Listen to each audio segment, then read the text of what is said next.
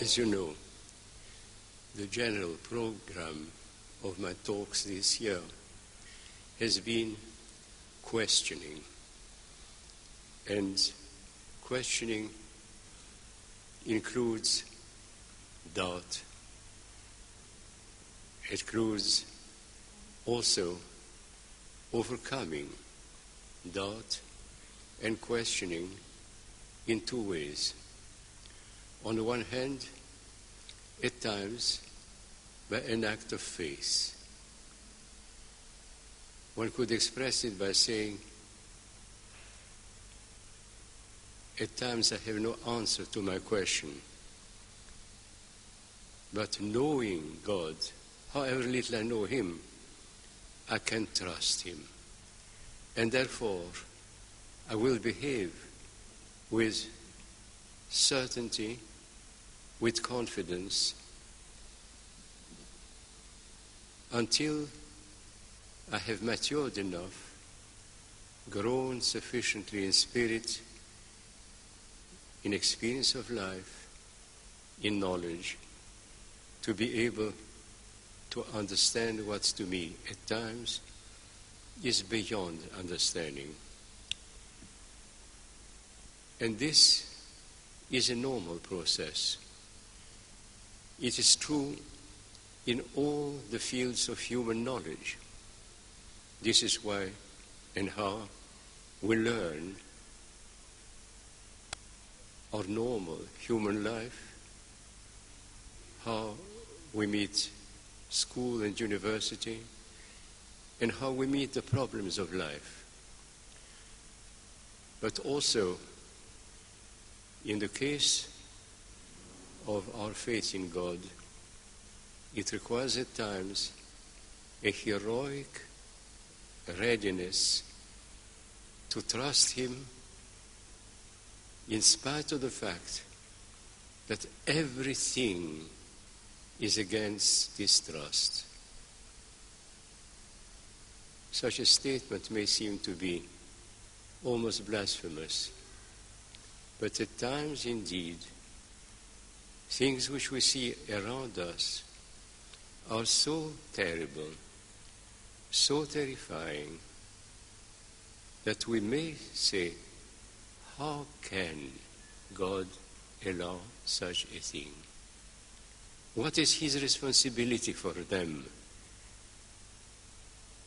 Because to allow, in a certain sense, is tantamount to acquiesce, let them happen. And this is the point which I would like to raise tonight, perhaps very awkwardly, because I have been trying to understand, and I have certainly not understood as much as I should. In a previous talk, I tried to show how we are challenged by the Word of God and by the faith of the saints. We are challenged. We are questioned. We have got earnestly to look into things and learn. But there is one point which I would like to raise with you, which is never raised, which is taken for granted, and which in a sense is the beginning of the problems. When we read the beginning of Genesis, we read that God planted in the Garden of Eden two trees. The tree of the knowledge of God and the tree of the knowledge. By feeding on the one, Adam and Eve were called to grow into an ever-increasing knowledge of God by communion, by eating of the other. They were advised not to. And that is the point at which temptation came to them. We are told in the first chapter of Genesis that Satan came up to Eve and said to her, God commanded you not to touch the fruit of this tree, because if you do so, you will become like him, knowing all things. At that point, we always read in the commentaries that Eve was tempted. And that was the beginning of the fall. I would like to attract your attention to one or two things. First of all,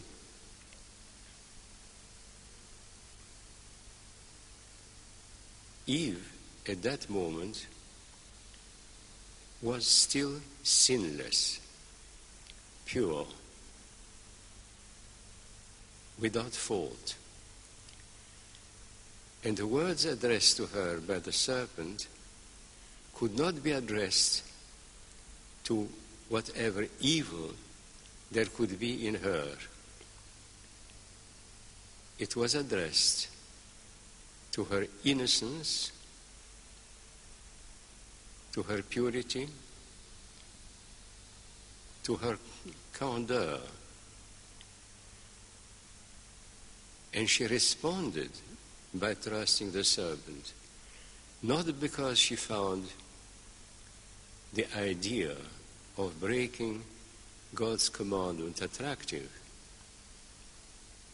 but because she thought that here was one who was giving her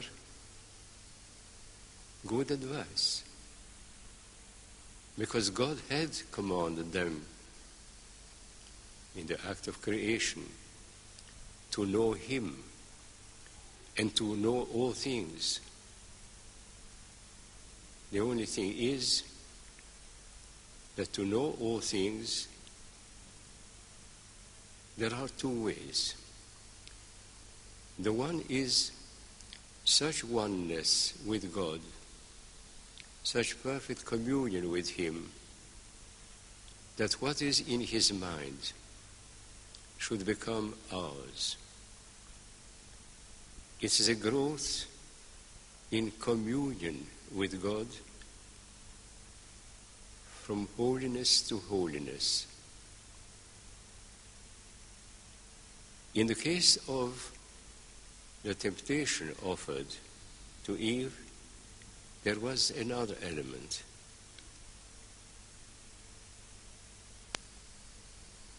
It was a desire indeed to fulfill the command of God, but in a way that was simpler. Eat of this fruit, and you will not know as God knows. Now, this eating of the fruit, of course, is an image.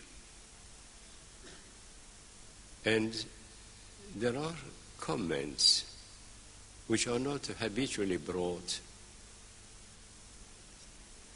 into the picture, in which we are told that eating of the fruit meant a sort of communing with. And the suggestion which was made to Eve at that moment was identify with the world which is ambient, which surrounds you. And you will know it as God knows. What God has offered was commune with me, and you will share my knowledge. In a sort of formal way, we may say it is the same thing, with a difference. That to know things in God, as God knows them, by communing with Him in mind and life, was one thing. Discovering the things of God independently of Him was another thing. And here we come upon a remarkable passage in the works of Saint Irenaeus of Lyon, which came to my knowledge through an article written by Olivier Clément a certain number of years ago. Irenaeus of Lyon says, I'm sorry, 1 minute.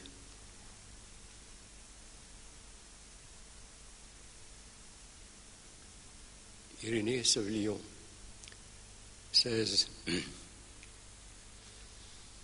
that there were two ways of acquiring the total knowledge which God wanted to impart on us. The one was total communion with Him, and the other an ever deepening and increasing communion with the created world. In itself,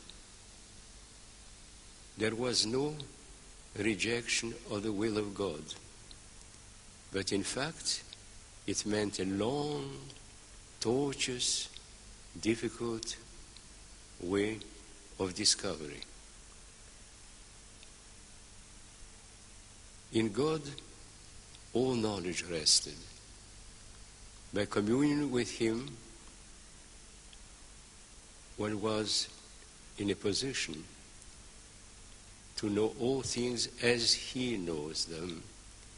Indeed, not immediately, but as we progress in this common life with Him.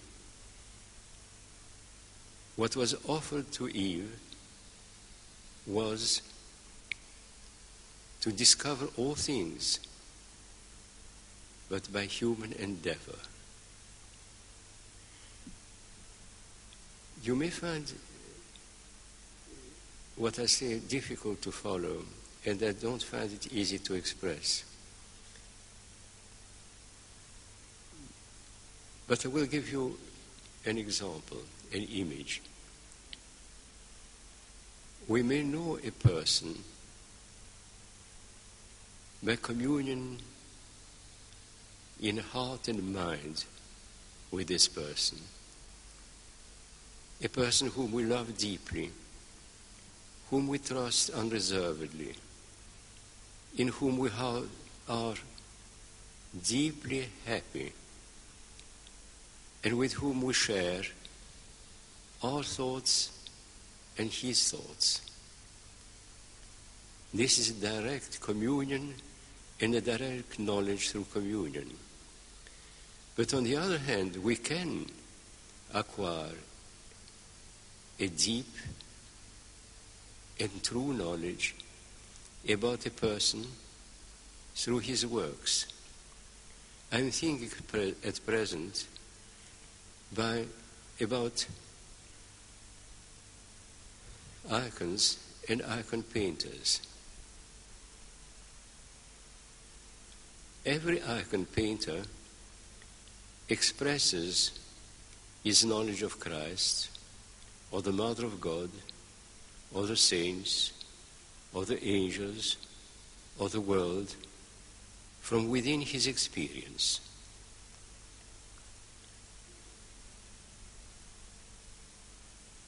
Certain of these icon painters were great in spirit. Certain of them were less. But one way or another, it was a vision which was given them, which they expressed in their painting.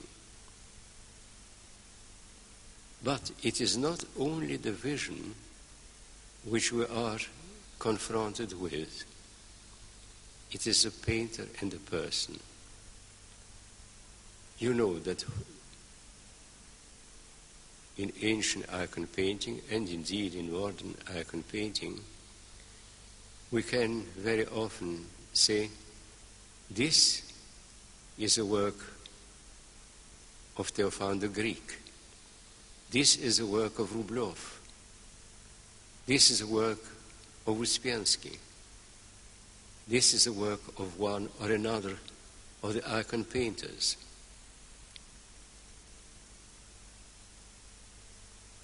It is the same vision which is expressed by the experience, within the experience of a given icon painter. And the idea which Irenaeus of Lyon tries to convey to us is that if we go deep with a pure heart, with an enlightened mind, into all things created, we gradually will discover the Creator himself. Indeed, it is a roundabout way. It is a long way. It hasn't got the directness, the simplicity, the decisiveness of communing with the Creator himself. And yet, it is a way that can lead us to the goal. But here, we must remember two aspects of the same problem. When we struggle to commune with God, we are hampered by our sinfulness. And by sinfulness, I don't mean to say because we are so evil and so bad, because we are so imperfect. Imperfect as a result of the original loss of communion with God in our first parents.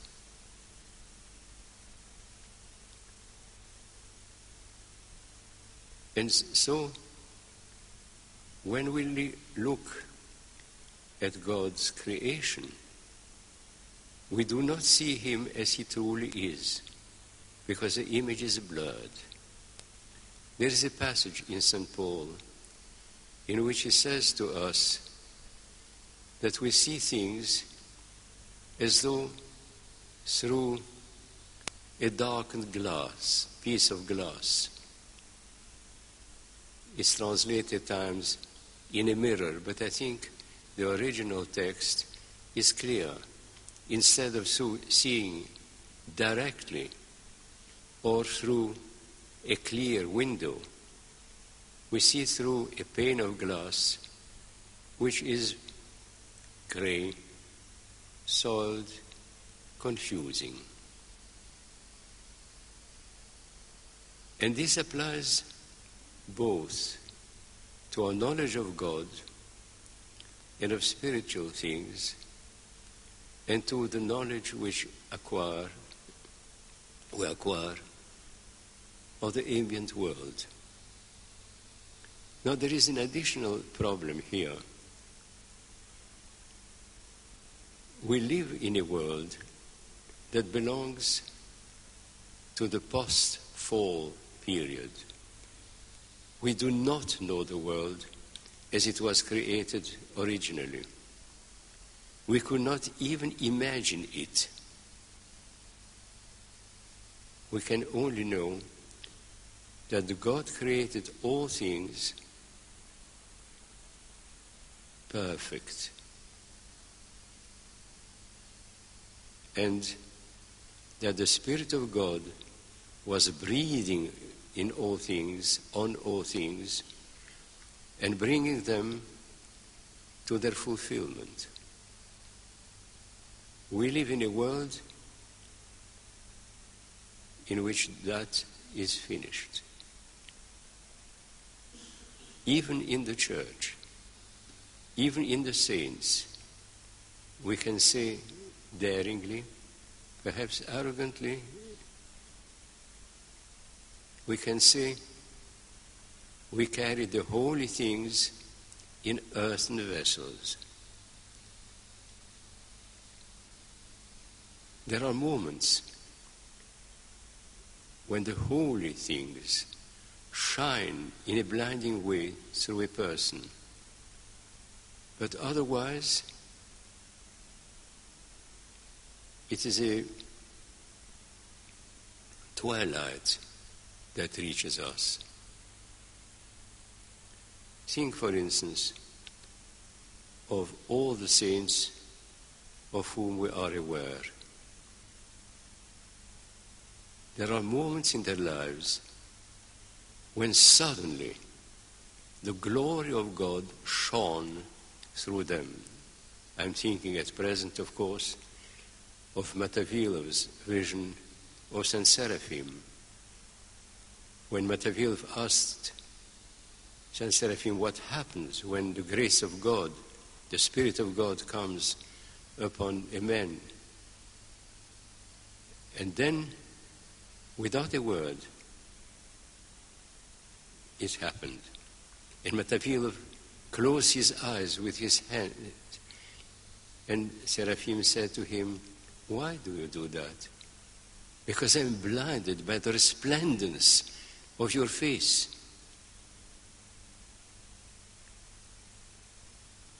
At that moment, he said later, that the face of Saint Seraphim was a human face, his face, but as it were, shining through a blinding sunshine. He was blinded by the light of it. And Seraphim said to him, "This is what happens when the Spirit of God touches us." But we do not see even the saints all the time in this glorious manner.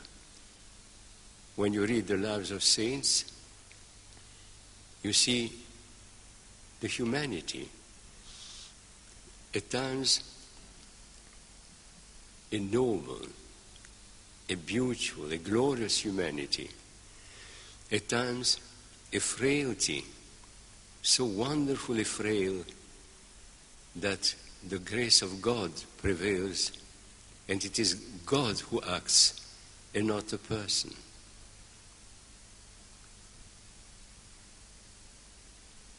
So we must remember this when we think of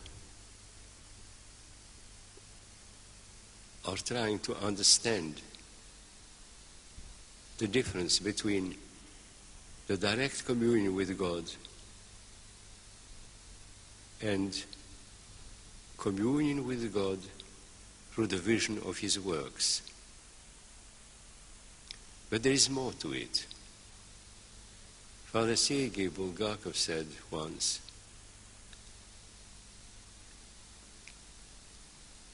that the beginning of Genesis is not history. It was not an adequate description in historical terms of what happened before the fall. He says it is meta-history. And by this he goes on to explain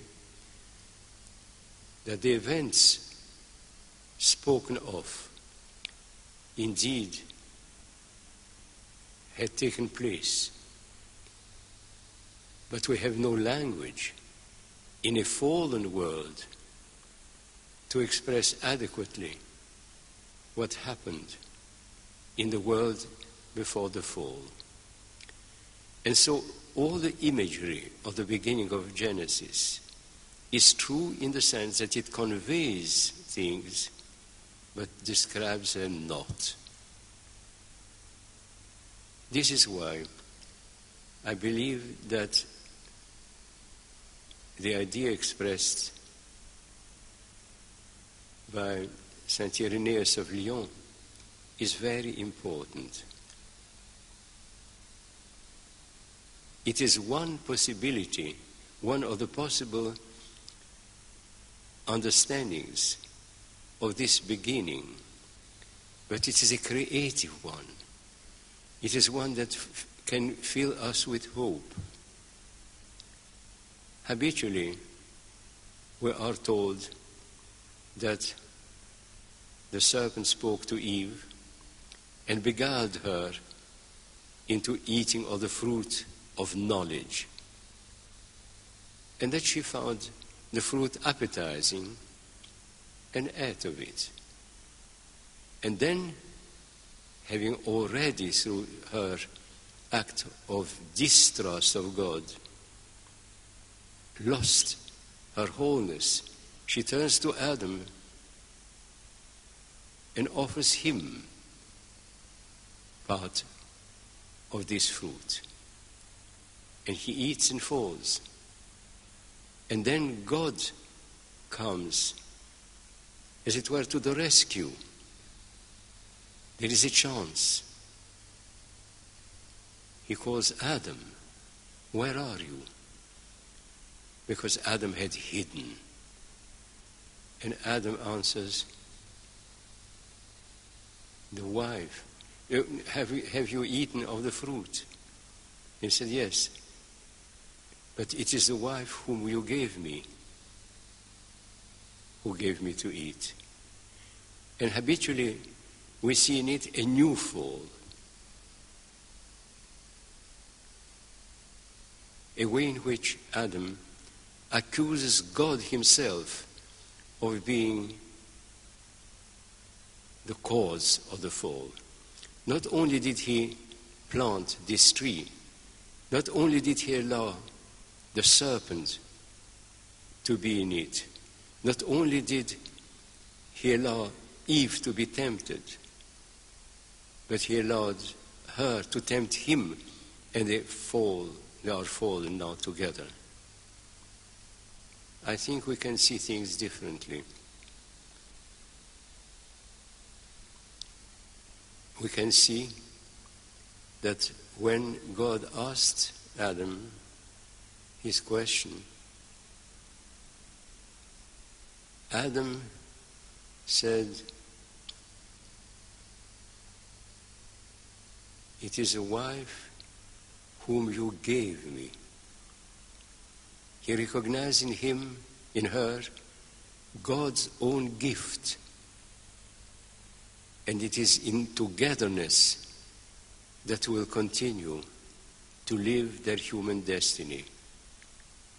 He does not turn against God accusingly. He recognizes the greatest gift which God had given him, Eve.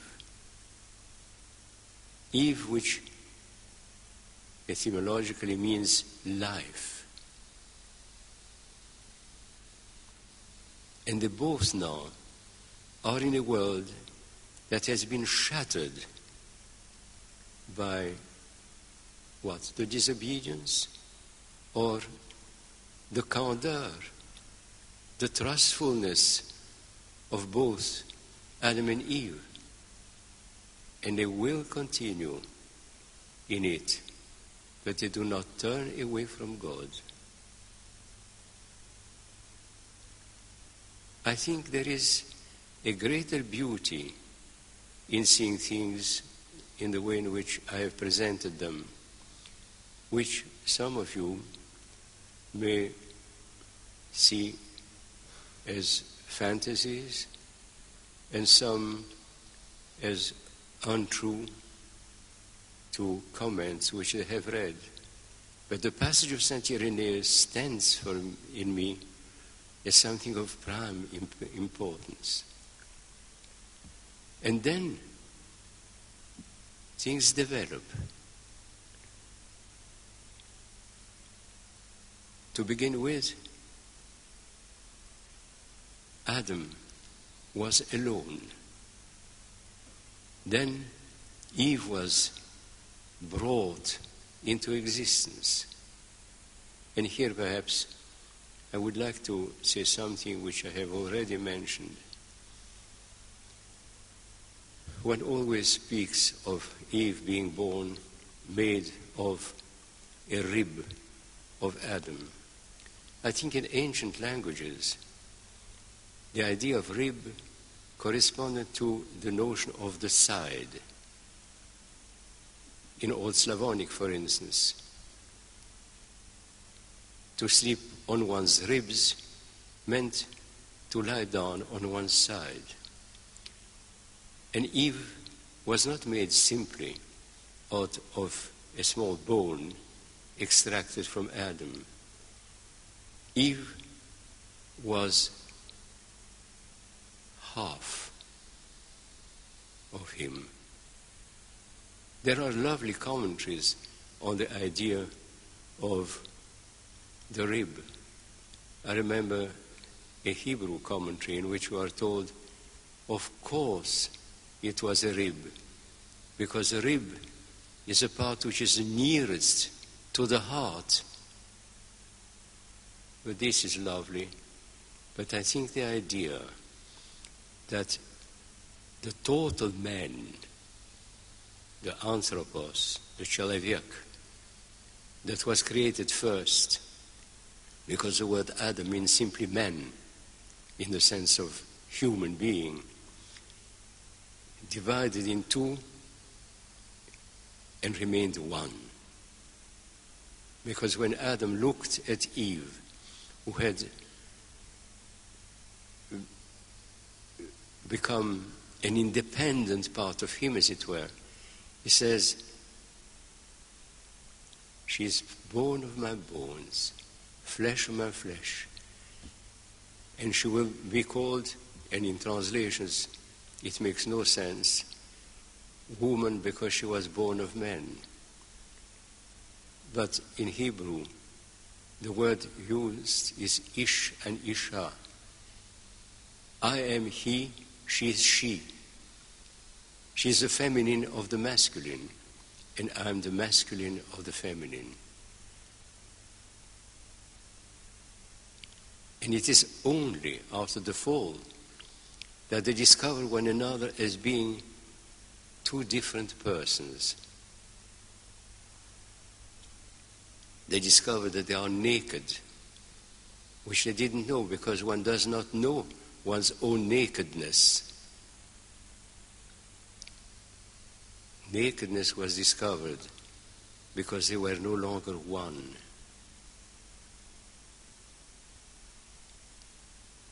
And so we live in a world in which we use images and words that do not apply adequately to the beginnings of the Old Testament. Because these beginnings should be expressed in words that do not exist anymore for us. We live in a world that is no longer that one.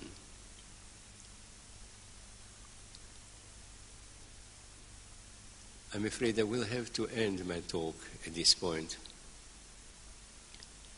And if you have the courage and the patience to come next time, I have quite a lot more to say about these beginnings, what is a puzzlement and what is a light and a joy and a wonder. I would like to speak not only of Adam and Eve, of man in the sense of человек, anthropos, and Eve in the sense of life, but also of Abel and Cain, and of their generation and what happens in a context, in a manner which I think is not usual, and which I hope and I believe is not a lie, a fantasy of mine. Could we now keep silent and quiet for a short while? Then I will read prayers. And then